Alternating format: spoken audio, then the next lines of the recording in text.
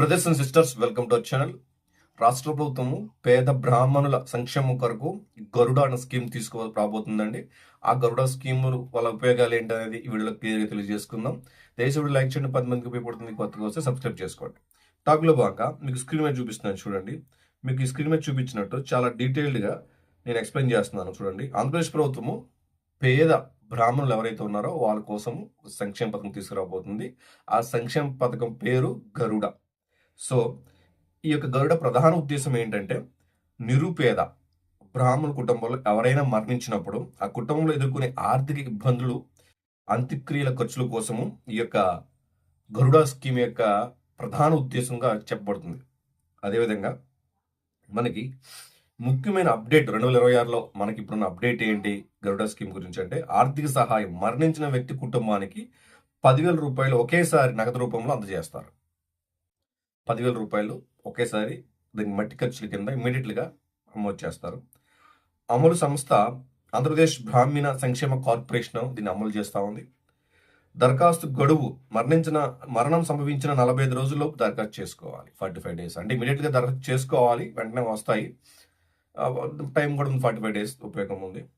అదేవిధంగా అర్హత ప్రమాణాలు చూసినట్లయితే మనము కమ్యూనిటీ దరఖాస్తు అంటే కమ్యూనిటీ ఏంటంటే దరఖాస్తుదారుడు తప్పనిసరిగా ఈ క్యాస్ట్ ఏదైతే ఉందో బ్రాహ్మణ సామాజిక వర్గానికి చెందిన వారి ఉండాలి అని ఇక్కడ తెలియజేస్తా ఉన్నారు.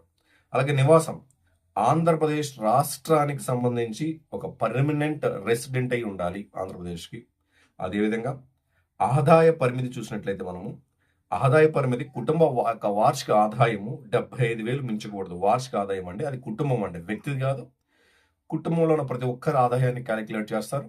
అలా క్యాలిక్యులేట్ చేసినప్పుడు కుటుంబ ఆదాయం ప్రతి ఒక్కరిది కలుపుకుంటే సంవత్సరానికి వార్షిక ఆదాయం ఏదైతే ఉందో అది 75,000 అంటే 75,000 లోపు ఉండాలనేది తెలియజేస్తా ఉన్నాం. అదేవిధంగా దరఖాస్తుదారుడు అంటే ఎవరైతే అప్లికెంట్ పెడుతున్నారు, మేజర్గా కొడుకు తల్లిలో పెడతారు కదా అప్లికెంట్, తండ్రి చనిపోతే. ఓకే, సో మరణించిన వ్యక్తి యొక్క జీవిత భాగస్వామి పార్ట్నర్ అంటే స్పౌస్ అంటాం. కుమారుడు, కుమార్తె, తల్లిదండ్రులు, సోదరుడు లేదా మనవుడు మాత్రమే దరఖాస్తు చేయడానికి అర్హులు.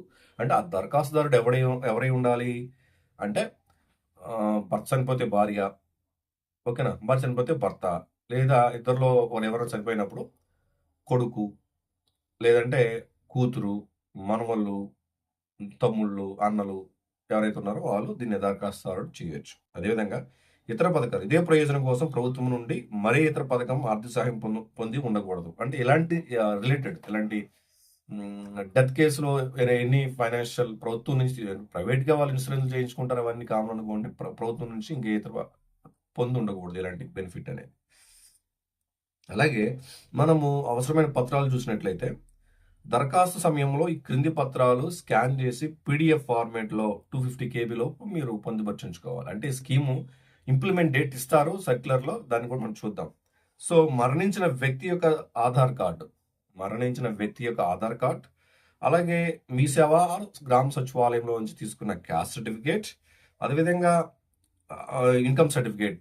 మేజర్గా మనం గ్రామ వార్డు సచివాలయంలో తీసుకుంటాం కాబట్టి గ్రామ వార్డు సచివాలయంలో అప్లై చేసుకోండి. Caste and income caste and income ఈ రెండు కూడా మీకు అవసరం ఉంటుంది.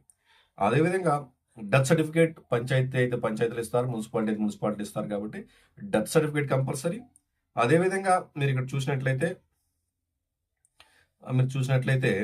దరఖాస్తుదారుడి పేరు మీద పాస్బుక్ SBI లేదా యూనియన్ బ్యాంక్ ఆఫ్ ఇండియా ప్రాధాన్యత, అంటే ఇది పబ్లిక్ సెక్టర్ బ్యాంక్స్ కాబట్టి ప్రాధాన్యత ప్రయారిటీ ఇస్తే బెటర్. యూనియన్ బ్యాంక్ అంటే మనది కాబట్టి, అంతకుముందు యూనియన్ బ్యాంక్ నథింగ్ బట్ మన ఆంధ్ర బ్యాంక్ అండి. మెర్జింగ్లో ఉంది కాబట్టి ఆంధ్ర బ్యాంక్ అందులో ఉంది, మెర్జ్ అయ్యి ఉంది. అదేవిధంగా SBI popular bank. So both are public sector banks కాబట్టి మేజర్గా దీనికి ప్రయారిటీ ఇవ్వమని చెప్తా ఉన్నాం. అలాగే మిగతా బ్యాంకులు ఇవ్వకూడదు సార్ అంటే ఇవ్వచ్చు, ఇబ్బంది ఏం లేదు. ఎన్ని పబ్లిక్ సెక్టర్ బ్యాంక్ ఇవ్వచ్చు, బట్ ప్రయారిటీ ఏది ఇస్తే బెటర్ అని అడుగున్న టైంలో ఈ రెండింటిలో ఏదో ఒకటి. అలాగే సెల్ఫ్ డిక్లరేషన్, వారసుడు సెల్ఫ్ డిక్లరేషన్ ఇవ్వాలండి. అలాగే దరఖాస్తు చేసుకునే విధానము అధికార వెబ్సైట్ ఏదైతే కార్పొరేషన్ ఉందో దాని ద్వారా అప్లై చేసుకునే అవకాశం ఉంది. స్కీమ్ విభాగంలో గరుడ స్కీమ్ ఫర్ ఫ్యూనరల్ ఎక్స్పెన్సెస్ ఎంచుకొని రిజిస్ట్రేషన్ క్లిక్ చేసుకోవాలి. అదేవిధంగా మనకి అవసరమైన పత్రాలు ఏవైతే ఉన్నాయో అన్ని పత్రాలు కూడా మనం అనుకున్న 250 KB లోపల ఉన్న వాటిని అప్డేట్ చేయాలి. దరఖాస్తు పూర్తయిన తర్వాత ప్రింట్ తీసుకొని దాన్ని జాగ్రత్త చేసుకోవాలండి. సో, ఇవన్నీ కూడా ప్రభుత్వము నిన్న ఒక సర్క్యులర్ రూపంలో ఇవ్వడం జరిగింది. దాన్ని ఒక జియో ఫార్మాట్‌లో వచ్చిన తర్వాత మళ్ళీ మనకి జియో ఏంటనేది చూపిస్తాను.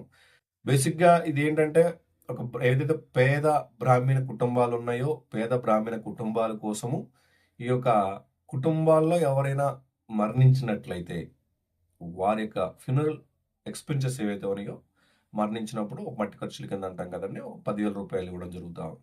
సో, వీటిని ప్రతి ఒక్క నిరుపేద బ్రాహ్మణ కుటుంబాలు వినియోగించుకోవాలని తెలియజేస్తా ఉన్నాం. సో, ఏమైనా డౌట్స్ కామెంట్స్ చేయండి. అందరికి అవకాశం ఉంటే పెడతాను ఆన్సర్. అందరూ బాగుండాలని జరగాలి. జై హింద్.